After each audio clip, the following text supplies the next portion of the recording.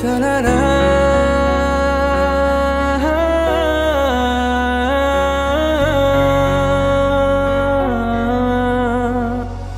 হতে পারে রূপকথার এক দেশে রাতের আকাশের এক ফালি চাঁদ তোমার আমার চিরকাল তুমি আমি হাতে রেখে হাত ছুঁয়ে দিয়ে আঙ্গুলে আঙ্গুল দেখতে পারো কিছু আদুরে সকাল